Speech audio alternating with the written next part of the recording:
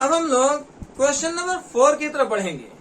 Question number 4 में आपको दिया हुआ है 4u² प्लस 8u।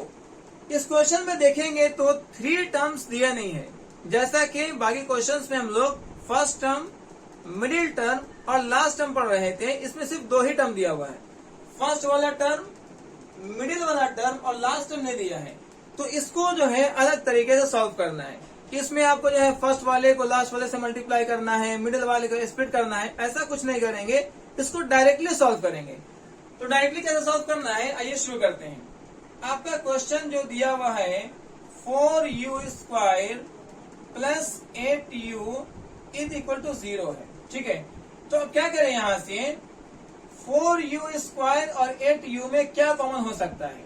तो 4 जो है 4 और 8 में 4 छोटा है, 4 और 8 में 4 छोटा है, और 4 का टेबल में 8 आता भी है, तो 4 को कॉमन कर लेंगे, ठीक है। u और u के स्क्वायर में u को कॉमन करना है, राइट। अब देखेंगे कि 4 से 4 जो है कट जाएगा 1 टाइम में, तो 1 लिखना नहीं है। 4 से 4 1 टाइम में कटेगा, 1 नहीं लिखेंगे। u स्क्वायर में u कॉमन करेंगे तो सिर्फ एक u बचेगा, ओके। अब 4 के टेबल में 8 जो है वो 2 टाइम में आता है। 4 के टेबल में 8 जो है 2 टाइम में आता है, तो यहाँ 2 लिखेंगे, और u कॉमन हो चुका है तो u नहीं लिखेंगे, इज इक्वल टू 0। अब क्या करना है, आपको यहाँ पे एक बार 4u इज इक्वल टू 0 करेंगे और एक बार u plus 2 is equal to 0 करेंगे। तो आप यहाँ पर करते हैं 4u इज इक्वल टू 0 और ये है u plus 2 is equal to 0। यहां से u का वैल्यू निकालेंगे तो 0/4, तो क्या आ जाएगा, u इज इक्वल टू 0 आ जाएगा। तो आपने फर्स्ट में u का वैल्यू निकाल चुका है। यहाँ पर u इज इक्वल टू करेंगे तो 2 इधर जा करके -2 बनेगा, तो ये u का वैल्यू आ गया है। अब आपको देखना यह है यहाँ पर कि वेरीफाई कैसे करना है। ये हो गया अल्फा का वैल्यू 0 और यहाँ है बीटा का वैल्यू -2। अब आते हैं वेरीफाई वाले पार्ट पे। तो वेरीफाई कैसे करेंगे, तो जो क्वेश्चन दिया है पहले उसको लिखना है। 4u²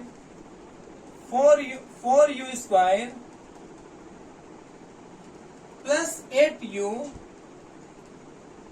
और लास्ट वाला टर्म जो कांस्टेंट टर्म है वो आपके पास नहीं है, तो आप उसको खुद से 0 मान लेंगे। क्या मान लेंगे, 0। जो टर्म आपका नहीं है आप उसको 0 मान लेंगे, राइट। यहां से देखेंगे a का वैल्यू क्या है, a का वैल्यू 4 है, b का वैल्यू क्या है 8 है, और c का वैल्यू क्या है वो 0 है, राइट। अल्फा कितना आया है 0, आप लिखेंगे अल्फा इज इक्वल टू 0, और बीटा इज इक्वल टू आया है -2। अब जो है 1 बाय 1 करके आपको दोनों चेक करना है, 1 बाय 1 करके दोनों चेक करना है। फर्स्ट में क्या पढ़ते हैं, फर्स्ट में पढ़ते हैं हम लोग alpha plus beta is equal to -b/a, ये पढ़ते हैं, ठीक है। अल्फा का वैल्यू क्या है, अल्फा का वैल्यू 0 है, 0 प्लस बीटा का वैल्यू क्या है -2 इज इक्वल टू, माइनस के लिए माइनस लिखेंगे, और b क्या है 8/a 4 है, राइट।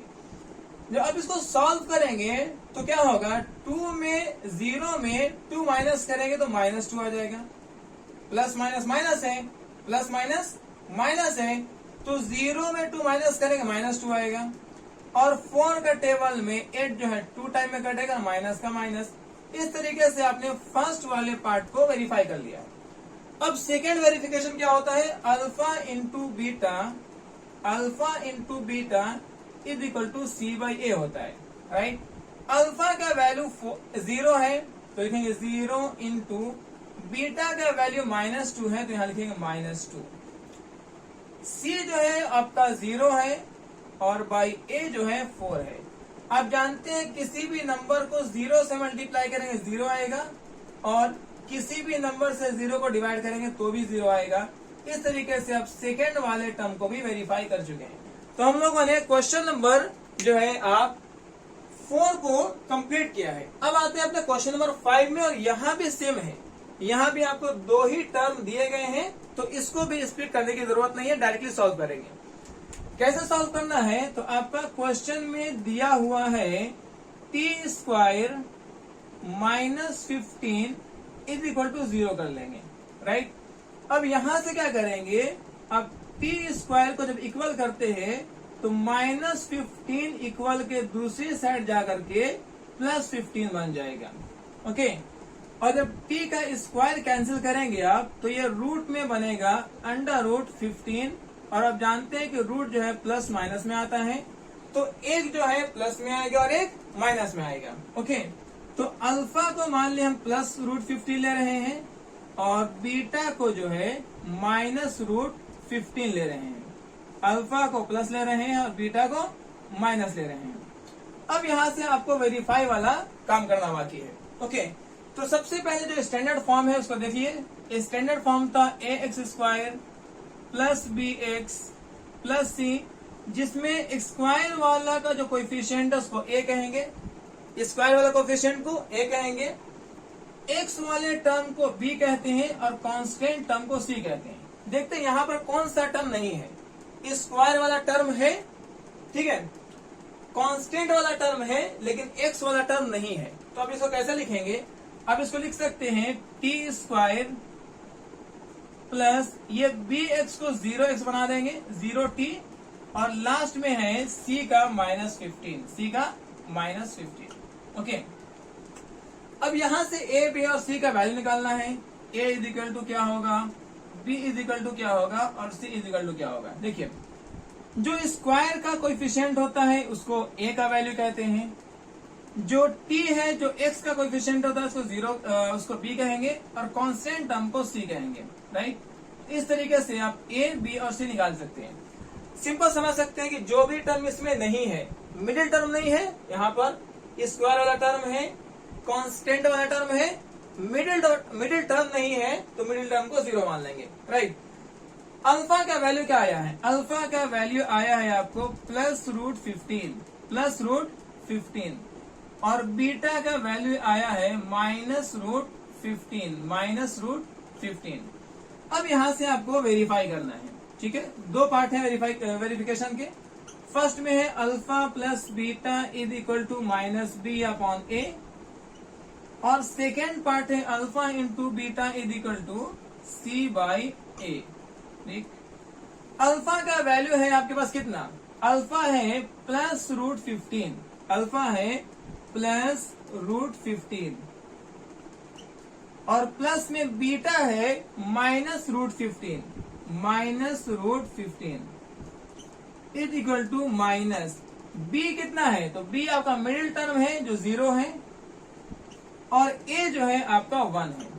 यहां से जानते हैं ये प्लस माइनस माइनस हो जाएगा, ठीक है, प्लस माइनस माइनस, तो माइनस 15 और प्लस 15 क्या हो जाएगा, 0 जो है, ये प्लस में रूट 15 है, और प्लस माइनस माइनस, माइनस में रूट 15 है, ये कट के 0 आएगा, और 1 से 0 को डिवाइड करेंगे तो भी 0 आ जाएगा।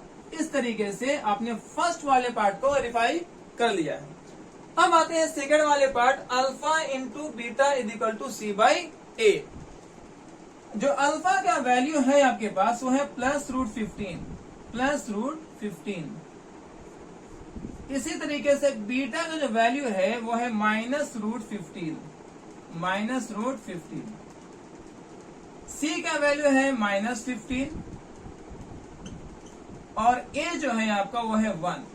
अब यहां से सॉल्व करना है। देखिए, प्लस को माइनस से मल्टीप्लाई करेंगे माइनस आएगा, प्लस को माइनस से मल्टीप्लाई करेंगे माइनस आएगा, रूट 15 को रूट 15 से मल्टीप्लाई करेंगे तो सिर्फ 15 आएगा, रूट 15 सिर्फ 15 आएगा।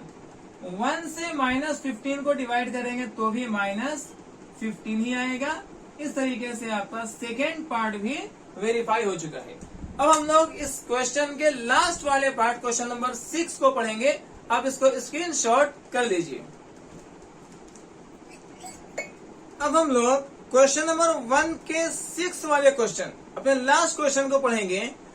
लास्ट क्वेश्चन में दिया हुआ है 3x² माइनस x माइनस 4 इसका जीरोस फाइंड करना है और इसको वेरीफाई करना है। तो यहाँ पर क्वेश्चन में देखेंगे आपको 3 टर्म्स दिए गए हैं, फर्स्ट वाला टर्म, मिडिल वाला टर्म और लास्ट वाला टर्म।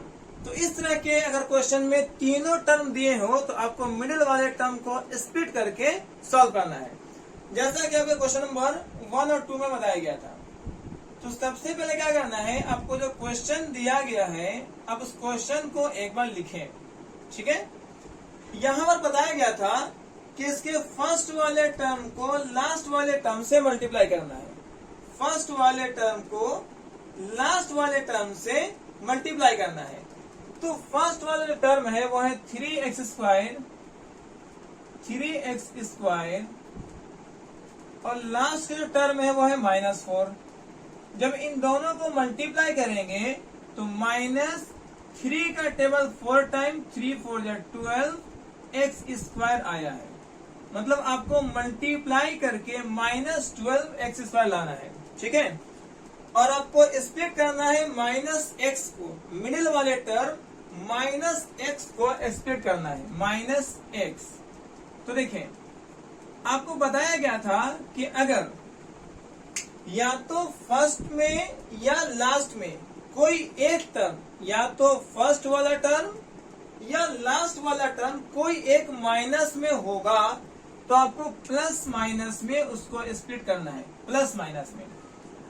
अब जानते हैं कि अगर कोई दो नंबर अपोजिट साइन के साथ हो, प्लस माइनस के साथ हो, तो आपको सब्ट्रैक्ट करना होता है। क्या करना होता है? सब्ट्रैक्ट करना होता है। तो दो अलग अलग साइन है तो यहाँ पर सब्ट्रैक्ट करके आपको 1x लाना है, सब्ट्रैक्ट करके क्या लाना है? 1x, और उसी को मल्टीप्लाई करके 12 लाना है। तो ऐसा कौन सा नंबर है? जो दो नंबर, ऐसा नंबर लेना है जिसको सब्ट्रैक्ट करके -1x लाना हो और उसी दो नंबर को मल्टीप्लाई करके -12x स्क्वायर लाना हो। तो ये नंबर है माइनस, जो है ये नंबर है 3x - 4x।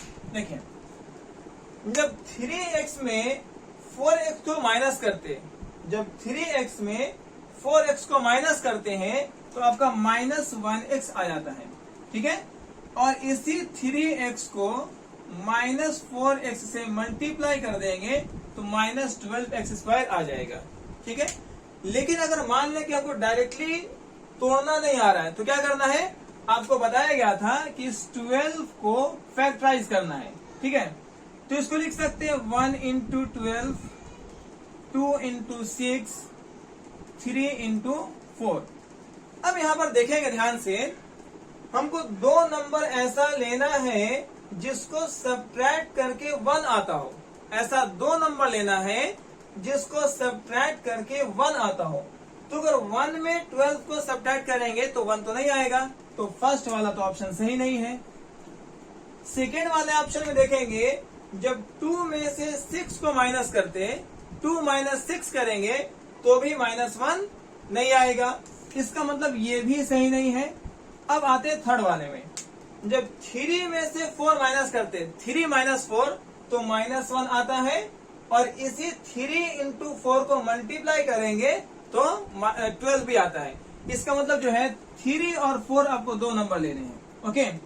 और आपको पता है कि 3 में 4 को माइनस करना है तो -1 आता है, मतलब 4 माइनस में लेना है तो 4 माइनस में होगा और 3 प्लस में होगा। तो इस तरीके से सबसे पहले आपको इन दो नंबर को यहाँ मिडिल वाले टर्म को स्प्लिट करने आना चाहिए, ओके। अब आते हैं यहाँ पर, आपको बताया गया था कि फर्स्ट वाले टर्म को सेम लिखना है 3x², मिडिल वाले टर्म को स्प्लिट करना है। आप स्प्लिट करेंगे +3x - 4x, +3x - 4x, और लास्ट वाला टर्म को -4 का -4 लिखना था। फर्स्ट और सेकेंड टर्म का पेयर बनाएंगे, थर्ड और फोर्थ टर्म का भी पेयर बनाएंगे। अब फर्स्ट और सेकेंड वाले टर्म में क्या कॉमन हो सकता है? तो दोनों में 3 है, आप 3 कॉमन कर लेंगे। यहाँ x² है, यहाँ x है तो x कॉमन करेंगे। अब देखिए 3 से 3 1 टाइम में कटेगा तो 1 को नहीं लिखते, 3 से 3 1 टाइम में कटेगा तो 1 को नहीं लिखना है। x² में एक x कॉमन हो चुका है तो बचेगा एक x, ओके। अब 3x और 3x कितने टाइम में कटेगा? 1 टाइम में, तो यहां 1 लिखा जाएगा। माइनस का माइनस, 4 और 4 में 4 कॉमन करेंगे, राइट। देखिए -4 कॉमन हो चुका है, क्या बचा? x।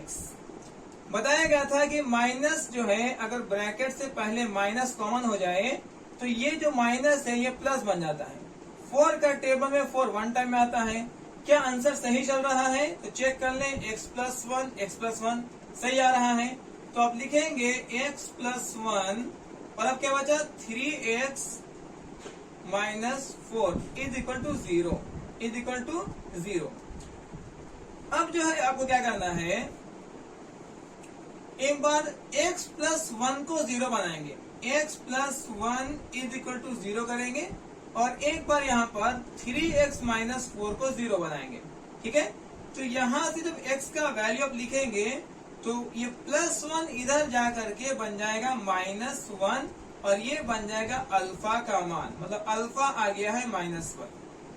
अब यहाँ से x का वैल्यू निकालेंगे तो x = -4 इधर जाकर बन जाएगा +4 और जो 3 × x है वो 3 डिवाइड में आ जाएगा और ये हो गया आपका बीटा का मान। तो बीटा का वैल्यू आ गया है 4/3। अब यहां से आपको वेरीफाई करना है, तो वेरीफाई वाला पार्ट काम करते हैं हम लोग। 3x² - x - 4, इसमें आपको a का वैल्यू लिखना है, b का वैल्यू लिखना है, c का वैल्यू लिखना है। जो x² का गुणांक है, जो x² का कोएफिशिएंट है उसको a कहते हैं, जो x का कोएफिशिएंट है उसको b कहते हैं। यहाँ पर x का कोएफिशिएंट -1 आएगा और कांस्टेंट वाला टर्म को आप c कहते हैं, ठीक है। अल्फा का वैल्यू आपका आया है -1, अल्फा = -1 आया है और बीटा का वैल्यू आया है 4/3, बीटा आया है 4/3, राइट। अब यहां से आपको क्या करना है? वेरीफाई करना है। तो फर्स्ट में आप करते हैं अल्फा + बीटा -b/a। फिर आप सेकंड में करते हैं अल्फा × बीटा c/a, ठीक है। अल्फा का वैल्यू है -1 तो लिखेंगे -1 प्लस बीटा का वैल्यू है 4/3 माइनस के लिए माइनस, b का वैल्यू है -1 तो लिखेंगे -1 और a का वैल्यू है 3 तो यहाँ लिखेंगे 3। अब इसे सॉल्व करते हैं। -3 को देखिए 3 को -1 से मल्टीप्लाई करेंगे तो ये -3 बन जाएगा, राइट। +4/3 = -1/3। अब क्या होगा? देखिए 4 में 3 को माइनस करेंगे तो आएगा 1/3 और आपका इधर 1/3 आया ही है। इस तरीके से ये जो है आपका वेरीफाई हो चुका है। अब ना सेकंड वाले पार्ट को वेरीफाई करते हैं। Alpha × beta = c/a। अल्फा का वैल्यू आया है आपका -1 तो आप लिखेंगे -1 × बीटा का वैल्यू आया है 4/3 तो लिखेंगे 4/3 c का वैल्यू है -4 तो लिखेंगे -4 और a का वैल्यू है 3 तो यहाँ लिखेंगे 3। अब इसको मल्टीप्लाई करते हैं। 4 से -1 को मल्टीप्लाई करेंगे -4/3 =-4/3। इस तरीके से आप जो है सेकंड वाले पार्ट को भी वेरीफाई कर चुके हैं। तो आज हम लोगों ने क्वेश्चन नंबर जो है 1 के 6 क्वेश्चंस को कंप्लीट किया है। एक्सरसाइज 2.2 का क्वेश्चन नंबर 1 में 6 क्वेश्चंस थे, आपको 6 का 6 कंप्लीट किया गया है। अब इसको स्क्रीनशॉट कर लीजिए, फिर हम नेक्स्ट वाले वीडियो में क्वेश्चन नंबर 2 को सॉल्व करेंगे।